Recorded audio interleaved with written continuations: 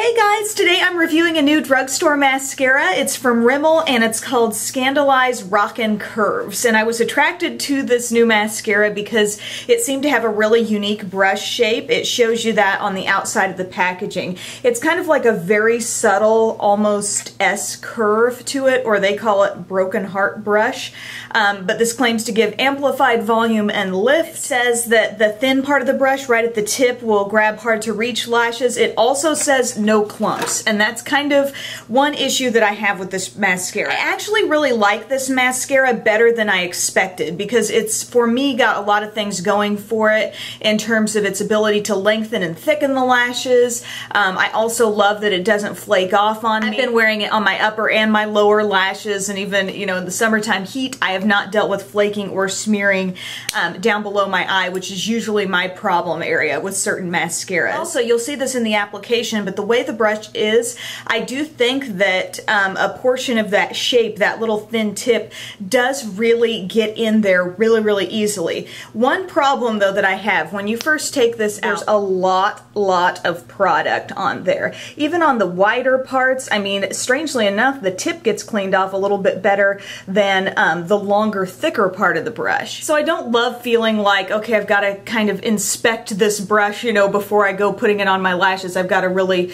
start cleaning product off of there, and that may improve with time as I have this mascara longer and as I use up more of the product, but that's never really an issue I want to have to deal with a mascara. As far as this mascara formula, I would describe it as like rich and creamy. It's kind of thick, it's a little more wet than a lot of the mascaras that I typically like, but at the same time it's not like super inky and liquidy, if that makes sense. So as I apply this mascara, I really do get use out of that smaller tip of the wand of the brush, really on my innermost lashes, even to my outer lashes. I do think it helps somewhat with the separation, but that would be maybe the downfall of this mascara, is that it doesn't do the best job of really separating out and defining my lashes. It really thickens them up, especially with the amount of product that comes off on that brush, and as I go on to coat number 2, you can see the length building, the thickness building, but not necessarily volume or the amount of lashes that it looks like I have. This mascara is not the worst that I've tried in that department, but it could be better. I tend to be pretty pleased with the finished look, but one thing I do notice is that maybe it's the heaviness,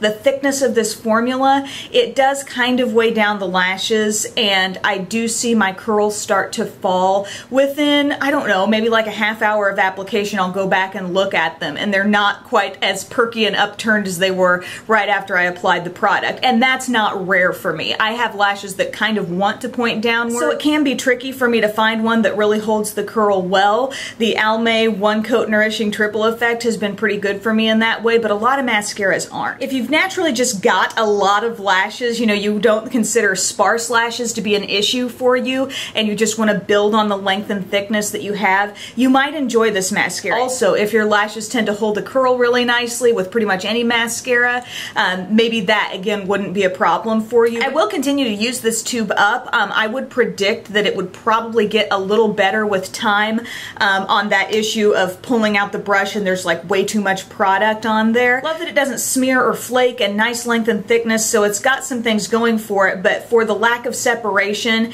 and how important that is to me with my lashes, is like I need to look like I've got as many as possible because there's not necessarily a ton of lashes there. For that reason, I won't be repurchasing this, but I hope I explained it well enough to where you might know if this is a mascara you're interested in. The brush shape is an interesting feature if you're really super into trying tons of mascaras. You know, this would be a little bit different type of brush that I haven't seen a lot of on the market, and I do like it better than I thought I would. I just think maybe there are some kinks to be worked out in terms of how well that brush comes out and how well it gets cleaned off. Thank you guys so much for watching, and I'll see you again next time. Bye.